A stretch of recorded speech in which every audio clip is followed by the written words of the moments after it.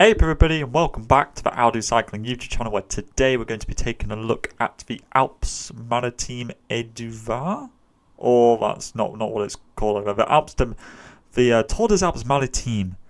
And this is a very interesting race. Usually it's a little bit longer, like maybe 3 or 4 days long, but this year's edition is only 2 days long, so this is going to be one of the most interesting, or at least unique, VELOGAMES previews that I've ever done, because stage 1 from Comte to Gordon, 164 kilometers, takes in this Gordon climb twice. It averages 14 kilometers. Well, the last one is 14 kilometers at 4%. The one before that is 17.7 kilometers at, again, about 4%, but it kind of pitches up in the middle with a 3 kilometer at 6.6% bit. I expect that to be where the purer climbers to really try and make the difference. And I think realistically that's where you're going to see a select group, probably containing somebody like Boitrago, trying to make a bit of a move and maybe getting away with some other climbers to contest for the victory. And it's worth noting there is a very nasty little kick up to the line there, which you might not see on the screen. And then stage 2 from Villefranche-sur-Mer to Vence. Very lumpy, and it's worth noting throughout the day, if you get somebody who gets in a breakaway and they get these categorized climbs, they are going to be getting a lot of points, and they'll probably end up winning the KOM classification. So trying to get somebody who might get in a breakaway will probably, if you get that person, they'll probably that'll be in the winning team for sure. So it's going to be a really intricate team which is going to win, because you're going to need to get things absolutely correct, and there's going to be definitely a bit of element of luck in there. But going back to the second stage, it's a bit easier. We saw the exact same stage last year, actually. It was won by Benoit Cosnefroy. He isn't on this start list, but that stage last year had about 20 to 25 riders in the finale, so one for the punchers for sure. But from a VELOGAMES perspective, it makes more sense to target stage 1, because obviously that will be the main decider for the general classification, and overall that will give you more points than trying to focus on people for stage 2 as well. That's not saying that those people are worthless. They do have their place. It's just that stage 1 is the more important one to target, because it gets you those end of tour points as well.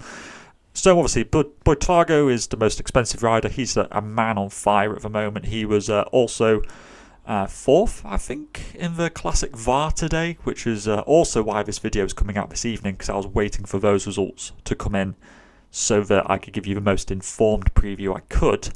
Boitrago is a good pick, there's no doubt about it. Is he going to be, the most value for money?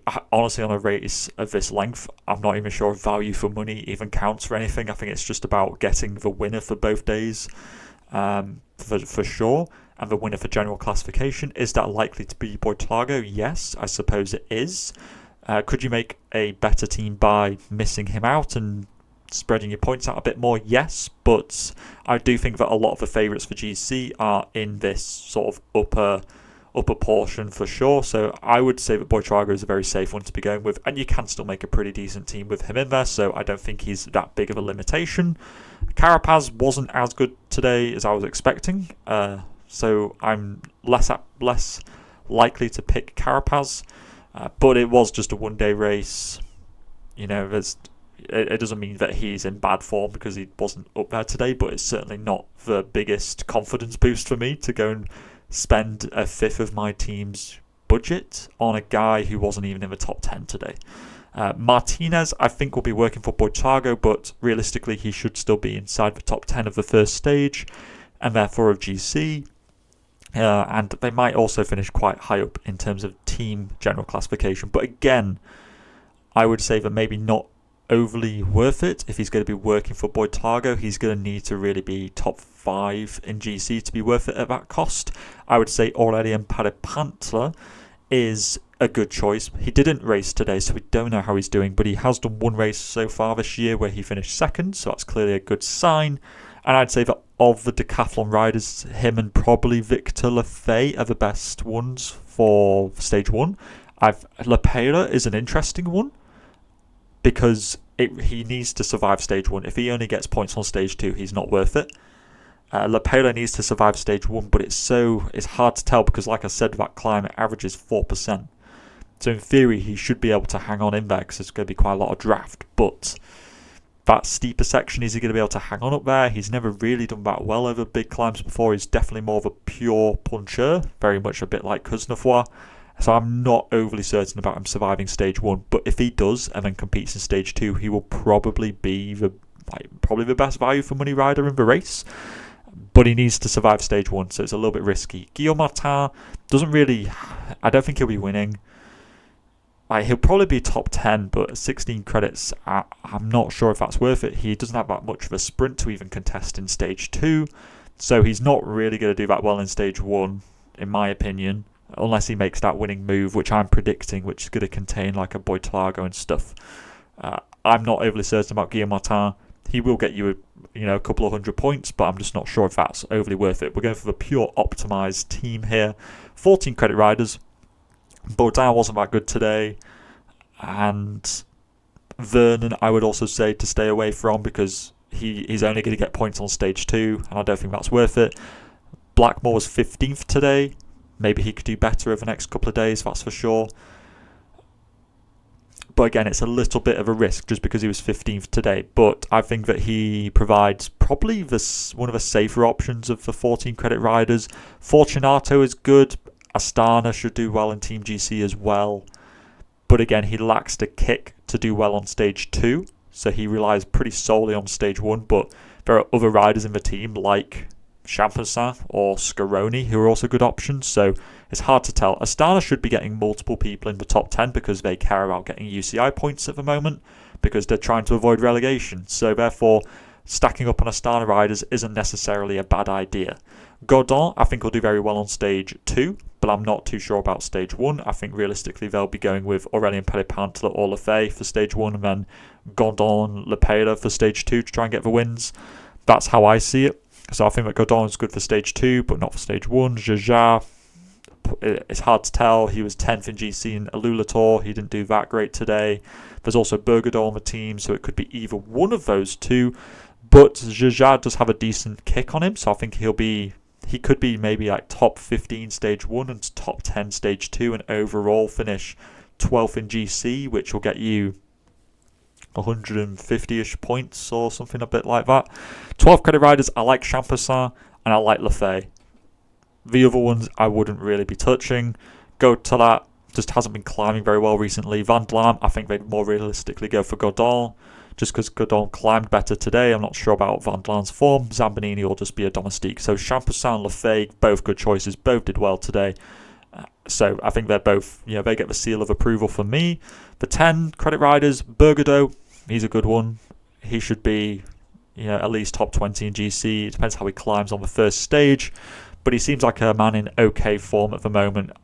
So it could be worth a risk. Cepeda looked good in a Tour de la Provence. Remember, he was in the wheel of Pedersen when he attacked on the second to last stage. But he didn't do that great today. But I'm not too sure if that's just because it was a punchy stage and he's just not that punchy. If he was more of as a pure climber, he might do better. So overall, I'm just not too sure what to make of the EF Education Easy Post team. Cepeda or Baudin or Carapaz. Part of me wanted to pick Cepeda until I saw today's results. But, maybe that, like I said earlier, maybe he's just not a one-day racer. Maybe he's just not that great at positioning. Maybe he is still in good form, but the result today doesn't really give an accurate representation as to how well he's actually going at the moment. So I'll say that Cepeda could still be a good choice. Genietz or Pacher. Yeah, both of these guys. Oh, Mollard. Honestly, Groupama, I just don't know who they're going to be going with as their leader. It could be Martin, Genietz, Mollard, or Pacher. They all climb pretty well. They've all got a pretty decent kick as well.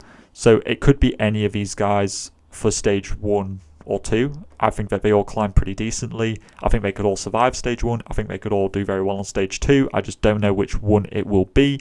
So if anybody's got any inside scoop on that, be sure to put it in the comment section down below.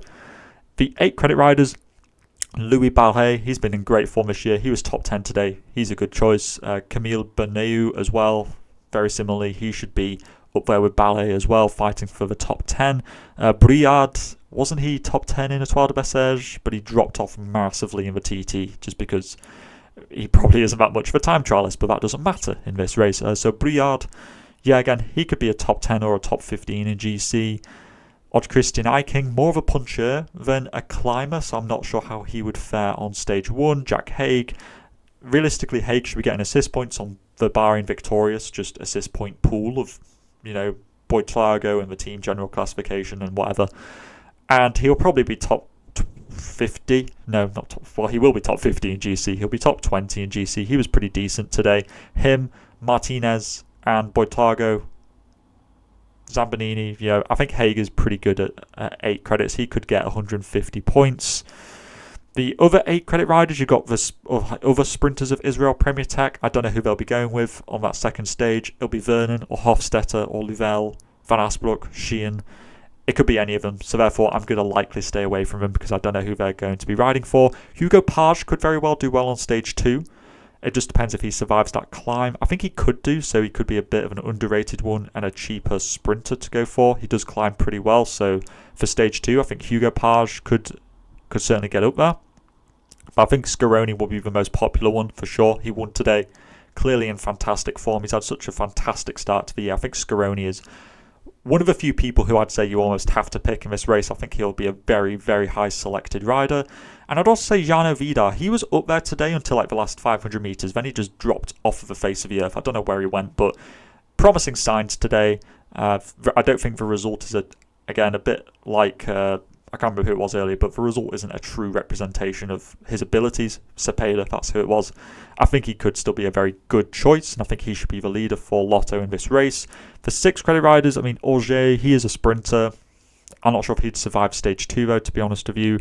Capron was 8th place in the stage 2 last year, or the equivalent stage last year, and he was 20-something in GC, so... Why not? Sander de Pestel was good in Provence. Again, he was with Pedersen and Cepeda on that penultimate stage, so he's clearly in good form. But somebody's going to have to be on the front working for Decathlon, and I fear it will be him because the other riders in the team are way more expensive. So I fear he might just be a domestique. Fauda Plost, he's a good climber, but I don't think he'll be that great for stage 1, and then he won't do that well on stage 2. There's Adrian Mayer. He is a good puncher. I think if he survives stage 1, he'll be a really good shout. Probably one of the better value for money riders. You got the 2 Cofidis riders of Iscaredo and Maisonobra. They were both top 20 in the classic VAR today, so they're both in good form. I think they're both good choices for the top 20 in GC, so that's pretty safe in my opinion. You could go for the assist points on Bahrain with Pickering and Stockwell, if that's your kind of thing. Alessandro Vera as well. He didn't race today, but I think he should be a top 20 for GC2. And then into the 4 credit riders, you might be looking at guys who might get in the breakaway, or you're looking at assist points. None of these guys did particularly well in terms of the result today, so for breakaway riders, you might go with 2 riders who were in the break today, which was Jaakko Hananen, the Finnish rider, so you could certainly go with him. And there was also Baptiste Weisstoffer. He was in the break as well today. He was also in the break in lots of one-day races earlier this year, like some of the Mallorca Challenge races and also the Marseillaise race, the Grand Prix de la Marseillaise. He was in the breakaway there as well. So maybe you could go with him or Hananen as breakaway riders to try and win the Martinez classification. I think was it Giard who was in the breakaway as well in the Étoile de Bessèges, Provence, who was trying to get KOM points. So you could go with any of those riders. Might be a better shout than trying to find somebody just for results. This is my team at the moment. I have Boitago, APP, Champion Scaroni, Ballet, Lefay, Weisstoffer for the breakaway, Alessandro Vella and Jana Vidar. I think it's a very stage 1 orientated team, but I still think that riders like APP or Champoussin, Ballet could do well on stage 2 as well. So I'm going very heavy on stage 1. I might swap around, I might take off Alessandro Vella for another 4 credit rider like Hannanen to try and get those breakaway points, and then take off Vidar just because he wasn't that great today for a 10. But, you know, it might be Cepeda, it might be Geniet, it might be something like that, just to try and... That's a more risky strategy, just because I'm banking on Hannanen getting him a breakaway. If he doesn't, then this team would be pretty much already up in smoke, because I still think that Vidar, although he didn't get a good result today, I still think is quite a good choice. But let me know what you're thinking in the comment section down below. Are there any breakaway riders specifically which you guys would like to give a shout out to? Because I think that those will be the key to success, or the key differentials for sure. And also wall charts, before I forget, this is the second to last race, so be sure to get your wall charts bought as well, because obviously this warm-up championship is sadly almost at an end. We've only got the Gran Camino to go, so buy your wall charts so you can fill out your teams in retrospect to just have a good memento of the 2025 warm-up championship. And all that is left to say is to stay safe out there, and I will see you in the next video. Salut!